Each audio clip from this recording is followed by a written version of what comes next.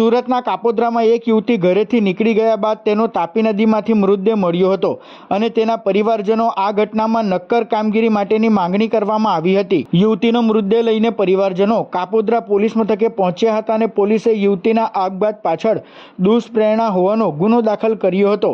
પોલીસે તલસ્પર્શી તપાસ શરૂ કરી હતી, જેમાં યુવતીના પ્રેમી કાન્હા પરમાર પોતે પરણિત હોવા છતાં યુવતીને ડરાવી ધમકાવીને શારીરિક શોષણ કરતો હતો। આ ઉપરાંત કાન્હા પરમાર અને તેનો મિત્ર રોહિત ધુમાડિયા પણ યુવતીનું શારીરિક શોષણ કરતા હોવાનું તપાસમાં બહાર આવ્યું હતું। હાલ પોલીસે બંને આરોપીની ધરપકડ કરીને તપાસ શરૂ કરી છે।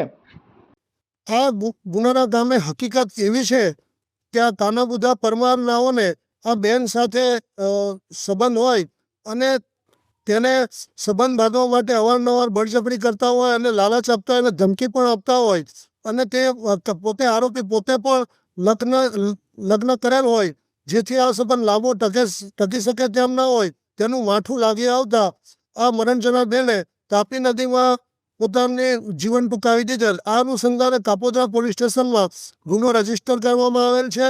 આ ગુનાની તપાસ સેકન્ડ પોઈન્ટ શ્રી એમ.આર. સોલંકી સાહેબ નાઓ કરી રહેલ છે અને ગુનો રજીસ્ટર થયાના ગણતરીના કલાકોમાં જ મુખ્ય આરોપી કાન્હા પરમાર તથા રોહિત જગદીશભાઈ ધુમાડિયા નાઓની અટકાયત કરવામાં આવેલ છે અને હાલ આરોપીઓ પોલીસ કસ્ટડીમાં છે।